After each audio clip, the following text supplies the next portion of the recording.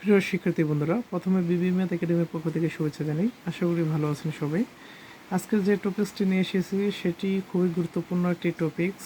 এই ধরনের অঙ্ক বিসিএস, ব্যাংক বা অন্য যে কোনো পরীক্ষাতেই আসে।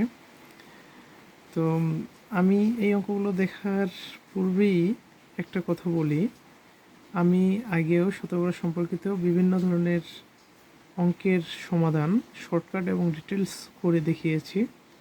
আপনারা সেই ভিডিওগুলো দেখে আসবেন, আপনাদের কাজে লাগবে।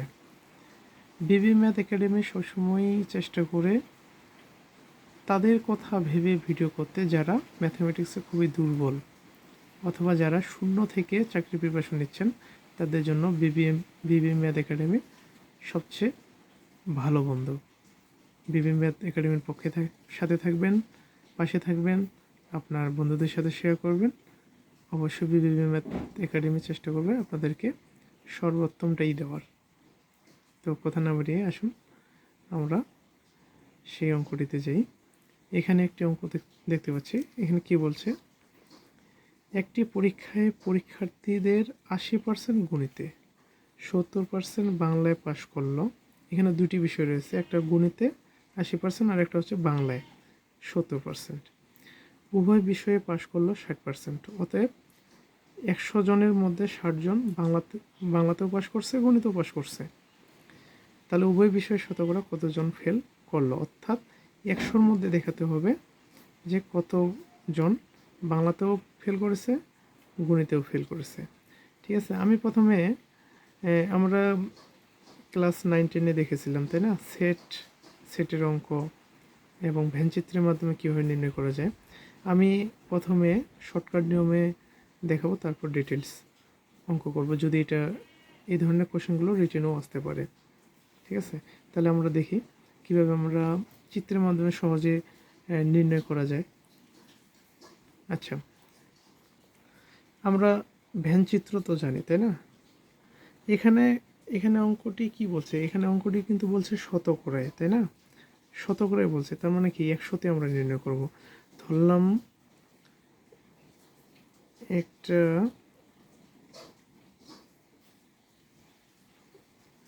একটা কিনলাম বর্গক্ষেত্র, তাই না।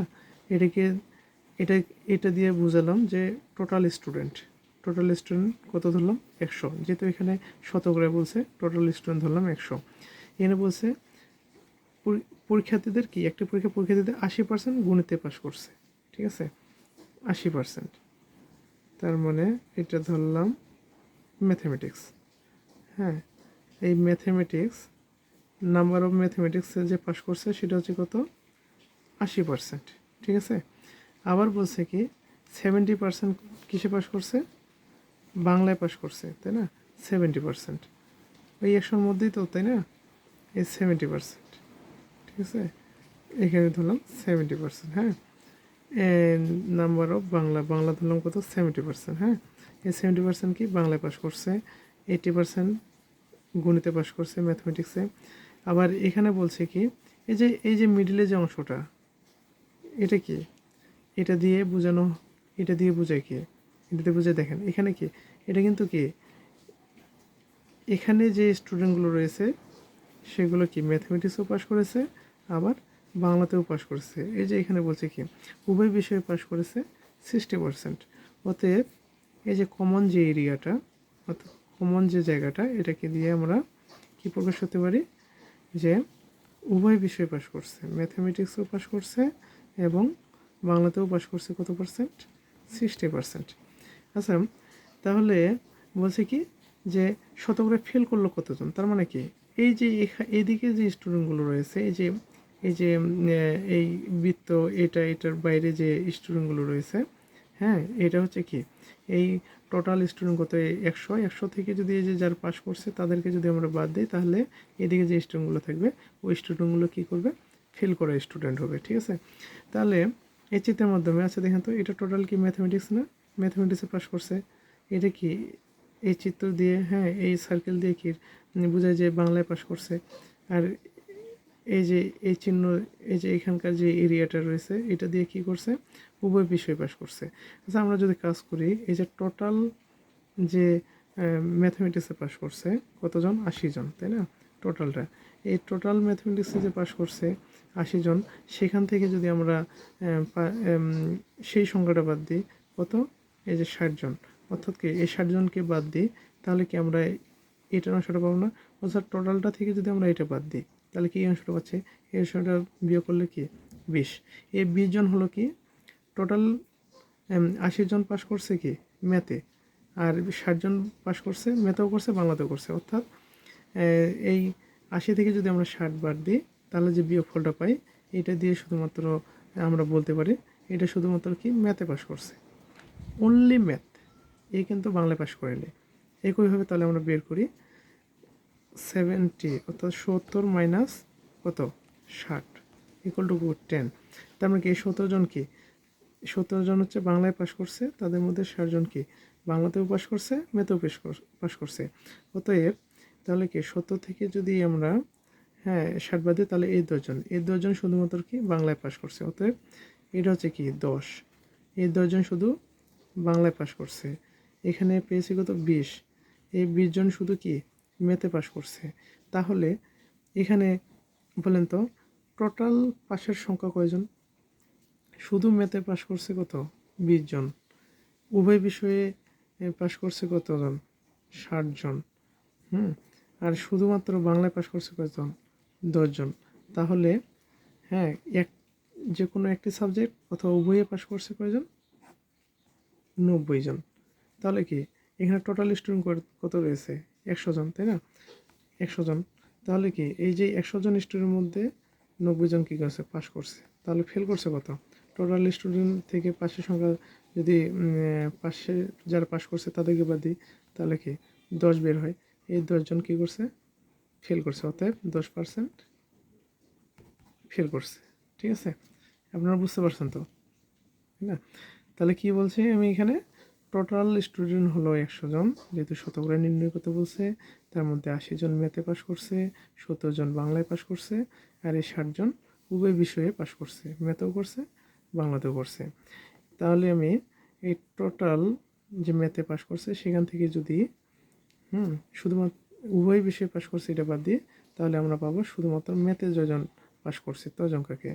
এবং একইভাবে 70 থেকে যদি 60 জন বাদ দিই, তাহলে 10 জনকে পাচ্ছি আমি শুধুমাত্র কি আমরা কী পাচ্ছি? বাংলায় পাশ করছে। তাহলে এটা অঙ্কে পাশ করছে 20 জন, শুধুমাত্র অঙ্কে 20 জন, উভয় বিষয়ে 60 জন, আর 10 জন হচ্ছে শুধু বাংলায়। তাহলে টোটাল পাশ করছে কয়জন? 20 যোগ 60 যোগ 10, অত কি 90 জন। এটা হচ্ছে কি এটা মোট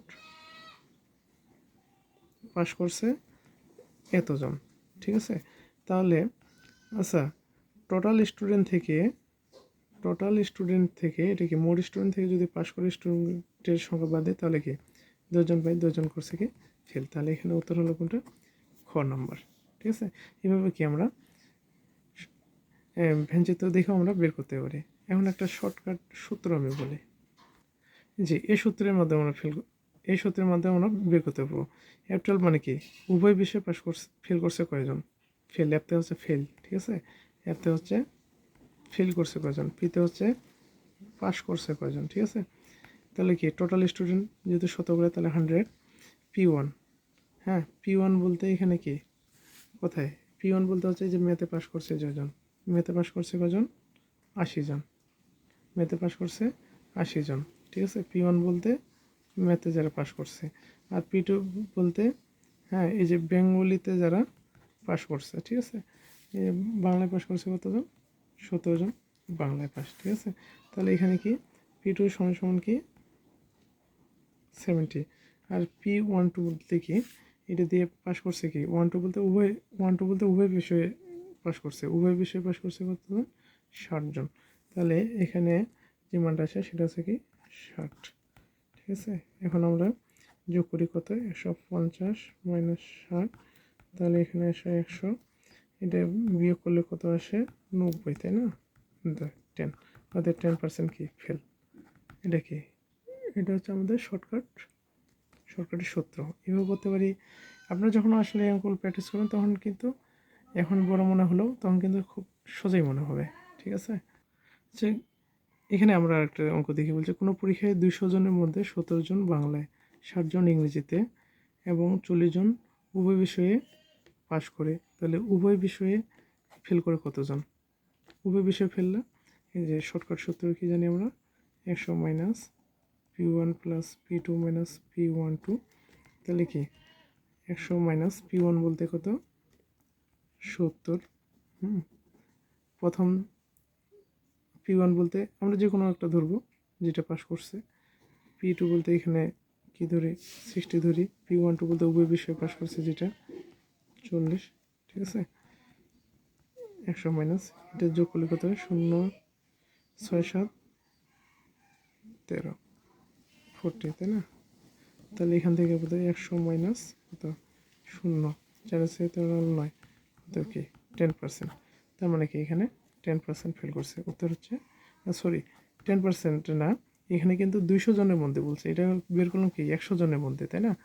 100 জনের মধ্যে কিন্তু বের করছে, আমরা বের করব কি 200 জনের মধ্যে, ঠিক আছে। তাহলে তাহলে কি বলতে পারি যে 200 জনে, হ্যাঁ 200 জনের মধ্যে, হ্যাঁ যে উভয় বিষয়ে ফেল করে কত, 200 এর 10%, যেহেতু 100তে 2 জন ফেল করে অর্থাৎ 10%, তাহলে কি 200-এর 10%, 200 10 পার্সেন্টেজ মানে কি 1/100, তাই না?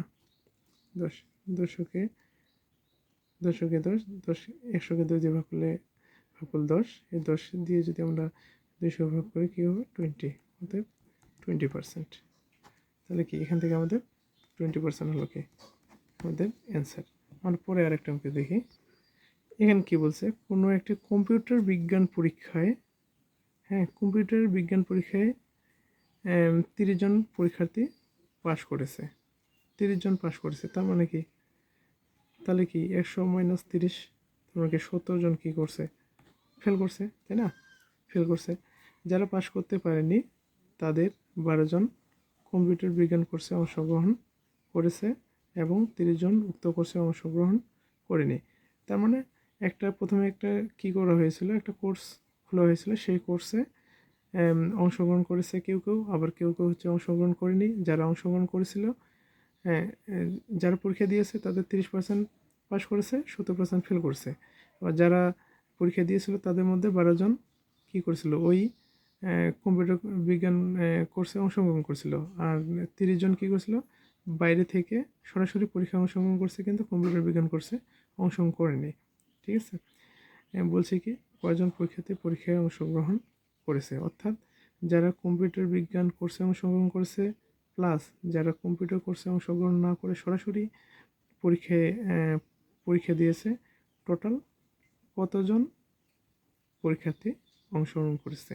আচ্ছা তাহলে 30 জন যেহেতু পাস করেছে, তাহলে ফেল করেছে কয়জন, যেহেতু এটা শতকরে, তাই না, শতকরে যেহেতু বলা হয়েছে, তাহলে ফেল করেছে কত, 100 মাইনাস 30 জন তো পাস করেছে, তাহলে ফেল করেছে 70%। এবং এখানে কি, এখানে আবার বলছে যে এখানে কিন্তু পার্সেন্টেজে বলছে ফেল করেছে এত, কিন্তু এখানে কি বলছে সংখ্যায় বলছে 12 জন, কি 12 জন পরীক্ষার্থী প্লাস কি 30 জন পরীক্ষার্থী, তাহলে কি তাহলে মোট এই যে পরীক্ষায় ফেল করেছে কয়জন, পরীক্ষায় ফেল করেছে কয়জন, 12 প্লাস 30 42 জন, তাই না? এখানে কি এখানে কিন্তু 2 ধরনের স্টুডেন্ট আছে, তাই না? সবাই কি করেছে, পরীক্ষায় অংশগ্রহণ করেছে সবাই, এটা দিয়ে বোঝাচ্ছে আমি যে পরীক্ষায় সবাই অংশগ্রহণ করেছে, ঠিক আছে। এর মধ্যে কিছু স্টুডেন্ট কোর্সে অংশগ্রহণ করেছিল, হ্যাঁ কোর্সে অংশগ্রহণ করেছে, আর এটা কি করেনি, এরা কোর্সে অংশগ্রহণ করেছে, এটা করেনি। তাদের মধ্যে যারা অংশগ্রহণ করেছে তাদের মধ্যে 12 জন কী করেছে, ফেল করেছে, আর যারা অংশগ্রহণ করেনি তাদের মধ্যে 30 জন ফেল করছে, তার মানে টোটাল 42 জন ফেল করেছে, তাই না? এখন এখানে বলছে কি মোট কয়জন পরীক্ষার্থী পরীক্ষা অংশগ্রহণ করছে। এখানে দেখেন তো ফেল করছে কত, 70%। তার মানে কি এই যে 70 জন, 70% মানে কি 100তে, তাই না? 70 জন ফেল করেছে মানে 70 জন ফেল করলে মোট পরীক্ষার্থী হয় কত, 100 জন। যেহেতু এখানে কি 70%, তার মানে কি 100তে 100 জন ফেল করলে মোট পরীক্ষার্থী হচ্ছে 100 জন, তাই না? এই 100 জনের মধ্যে কি কেউ কেউ কোর্সে অংশগ্রহণ করেছিল, কম্পিউটার বিজ্ঞান কোর্সে, আবার কেউ কেউ অংশগ্রহণ না করেই সরাসরি পরীক্ষা দিয়েছিল, পরীক্ষায় অংশগ্রহণ করেছিল, ঠিক আছে? তারপর কি একজন ফেল করলে মোট পরীক্ষার্থী কম না বেশি হবে? কম হবে। কম হলে কী হবে, ভাগ হয়ে যাবে, ঠিক আছে? ভাগ হলো। আর এখানে কতজন ফেল করেছে, 42 জন। এখানে বলাই রয়েছে যে 12 জন, আর এখানে 30 জন। তার মানে কি 42জন ফেল করলে মোট পরীক্ষার্থী কত হবে, 100 গুণন কে, একে থেকে 42 বেশি, তাই না? 42 বেশি, তার মানে কি গুণ হলো 70। 0 0 কেটে যায়, থাকলো 7, 6 7 42, 6 6 আর 10 কত, 60 জন, ঠিক আছে? এখানে উত্তর হলো কত, 60 জন। আমরা আরেকটা কোশ্চেন দেখি। এখানে কি বলছে, একটি স্কুলের 70% পরীক্ষার্থী ইংরেজিতে, 80% পরীক্ষার্থী বাংলায় পাশ করেছে। 70% ইংরেজিতে, 80% বাংলায় পাশ করেছে, কিন্তু উভয় বিষয়ে 10% ফেল করেছে। হ্যাঁ, এখানে বলছে কি, এখানে মাথায় রাখতে হবে, ঠিক আছে? প্রথমে দেখতে হবে এখানে কিন্তু বলছে পাশের কথা, আর এখানে কিন্তু কি ফেলের কথা বলছে। হুট করে যেন না বসি যে এটা 70% পাস করছে, তার মানে কি উভয় বিষয়ে এতজন পাস করছে, এমনটা না, কিন্তু দেখতে হবে। এখানে বলছে ফেলের কথা, ওটা টেকনিক করে বলবে যেন আমরা অঙ্কটা একটু টেকনিক করে দিয়েছে যেন আমরা ভুল করি, ঠিক আছে? এটা লক্ষ্য রাখতে হবে। ওই বিষয়ে 10% ফেল করছে। যদি উভয় বিষয়ে 300 জন পরীক্ষার্থী পাশ করে থাকে, তবে ওই স্কুলে কতজন শিক্ষার্থী পরীক্ষা দিয়েছে। ওই স্কুলে কি 300 জন পরীক্ষার্থী পাশ করেছে, ঠিক আছে? তাহলে টোটাল কতজন পরীক্ষার্থী পরীক্ষা দিয়েছে এটাই আমরা নির্ণয় করতে হবে। এখানে আবার বলি আমি, 70 জন পরীক্ষার্থী ইংরেজিতে পাশ করেছে, 80 জন বাংলায় পাশ করেছে, কিন্তু এখানে 10% যে বলছে এটা ফেল করেছে। আবার এখানে দেওয়া রয়েছে কি 300 জন পরীক্ষার্থী পাশ করেছে উভয় বিষয়ে, ঠিক আছে? তাহলে ওই স্কুলে কতজন পরীক্ষার্থী পরীক্ষা দিয়েছে, অর্থাৎ পরীক্ষায় অংশগ্রহণ করেছে, আমরা দেখি। তাহলে আমরা এখান থেকে আমরা যে কাজটি করব, যেহেতু এখানে কি পাশের কথা রয়েছে 300 জন পাস, তাহলে আমরা দেখি যে উভয় বিষয়ে এখানে ফেল দেওয়া রয়েছে, আমরা উভয় বিষয়ে পাস কয়জন করছে আমরা এটা নির্ণয় করব, ঠিক আছে? যে উভয় বিষয়ে পাস কয়জন করছে এটা নির্ণয় করব। আর এখানে কী দেওয়া রয়েছে, উভয় বিষয়ে ফেল দেওয়া রয়েছে। আচ্ছা, আমরা কি জানি যে শর্টকাট সূত্র, আমরা শর্টকাট সূত্র এটা জানি, তাই না? এটা দিয়ে কি বোঝায়, এতে কি ফেল, পিতে পাস, পিতে পাস, এটা কি, এটা একটি সাবজেক্ট, এটা অন্য একটি সাবজেক্ট, এটা হচ্ছে উভয় সাবজেক্ট, আর এটা কি উভয় বিষয়ে ফেল। উভয় বিষয়ে ফেল দেওয়া রয়েছে কত, 10, যেহেতু এটা শতকরা নির্ণয় করতেছি। আর পাস কত, এই যে একটি সাবজেক্ট, 70% ইংরেজিতে, 70, এখানে আরেকটি সাবজেক্ট দিয়েছে 80% বাংলায়। আমরা কী নির্ণয় করব, আমি তো বলছি এখানে কি প্রথমে উভয় বিষয়ে পাস, যেহেতু এখানে পাশের কথা দেওয়া রয়েছে এই রিলেটেড, অর্থাৎ কি আমাদের পাশের উভয় বিষয়ে পাস কতজন করছে এটা আমরা নির্ণয় করি, তাহলে আমাদের অঙ্কটা কত সুবিধা হবে, ঠিক আছে? তাহলে P12 এটা হচ্ছে কি, P12 হচ্ছে কি হোয়াট, এটা নির্ণয় করবো, তাই না? তাহলে এখান থেকে আমরা যোগ বিয়োগ করি, 100 মাইনাস, এটা যোগ করলে কত হয়, 150, মাইনাস মাইনাসে ব্র্যাকেট উঠে দিলে কী হবে, +12, তাই না? 10 মাইনাস, এখানে এটা যোগ বিয়োগ করলে কত হয়, -50 প্লাস P12, তার মানে কি এই 50 মাইনাস রয়েছে, এদিকে আসলে কী হবে, প্লাস হয়ে যায়, তাই না? P12 অর্থাৎ কি P12 60। আসলে এটার অর্থ কি, এটার অর্থ হচ্ছে এটা যে উভয় দিকে কি আমরা 50 যোগ করতেছি, ঠিক আছে? আমরা এটা লিখি না, সরাসরি কি লিখি, এটা, তাই না? তাই এটা কেটে যায়, এখান থেকে 60 সমান পি 12। তার মানে কি উভয় বিষয়ে পাস করছে এতজন। এখানেও কি বলছে, উভয়ে পাস করছে কতজন, 300 জন হলে পরীক্ষার্থী, হ্যাঁ এতজন পরীক্ষার্থী পাস করে থাকে, তবে ওই স্কুলে শিক্ষার্থী কতজন শিক্ষার্থী পরীক্ষা দিয়েছে। আচ্ছা, এটাও উভয় বিষয়ে পাস, এটাও কিন্তু উভয় বিষয়ে পাস। এটা উভয় বিষয়ে যে পাস করছে কতজনের মধ্যে, এই যে এটা যে 60 জন,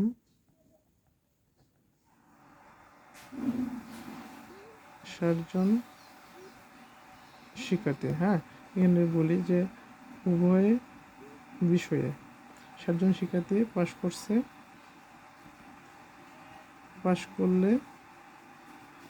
করলে কি এতজন যে পাস করছে কতজনের মধ্যে, 100 জনের মধ্যে না, তাহলে কি মোট শিক্ষার্থী হয় কত, 100 জন, তাই না? তাহলে একজনের মধ্যে কি 60, তাই না?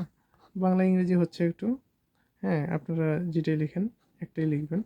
আসলে এটা এমসিকিউতে আসলে তো এটা কোনো বিষয় না, আপনার যেভাবে অঙ্কটা করেন শুধু সলিউশন মিলাইতে হবে। আর অঙ্কটা করতে গেলে, ডিটেলস করতে গেলে তো অবশ্যই বাংলায় অথবা ইংরেজি লিখতে হবে, সতর্ক থাকবেন। তাহলে কি 60 জন শিক্ষার্থীর মধ্যে পাস করলে মোট শিক্ষার্থী হয়ে থাকে কত ওখানে, 100 জন। 100 জনের মধ্যে 60 জন পাস করছে, একজনের মধ্যে কী করবে, কম করবে, 100 ডিভাইডেড 60। এখানেরও কতজন পাস করছে, এখানে কিন্তু দেওয়া রয়েছে কত, 300 জন, তাই না? তাহলে কি 300 জন শিক্ষার্থীর মধ্যে পাস করলে মোট শিক্ষার্থী হবে কত, বেশি হবে। তাহলে 100 গুণন কি 300 কী হবে, গুণ, একে থেকে যে 1 থেকে কি 300 বড় মানে কি গুণ, ঠিক আছে, নিচে যে কত 60। তাহলে এখান থেকে আমরা কি করতে পারি, ভাগ করি, 0 0 কেটে যায়, 6 5 6 30, 5 5 100 গুণন 5, তার মানে কি 500। তাহলে কি এখান থেকে আমরা বলতে পারি যে মোট শিক্ষার্থী কতজন, 500 জন। এই যে কি বলছে, যে এখানে অঙ্কটাতে কি বলছে, অতএব ওই স্কুলে কতজন শিক্ষার্থী পরীক্ষা দিয়েছে, কতজন, 500 জন শিক্ষার্থী পরীক্ষা দিয়েছে। এটাই হলো অ্যান্সার। ধন্যবাদ সবাইকে। আমার অঙ্ক নিয়ে কারো কোনো মন্তব্য থাকলে অবশ্যই কমেন্টে জানাবেন। ভালো লাগলে লাইক কমেন্ট শেয়ার করবেন, বন্ধুদের মাঝে ছড়িয়ে দেবেন। আপনারা যদি আমার পাশে থাকেন অবশ্যই আমিও আপনাদের পাশে থাকবো এবং ভালো কিছু দেওয়ারই চেষ্টা করব। এই বলেই আজকের ক্লাস এখানে শেষ করছি। ধন্যবাদ সবাইকে।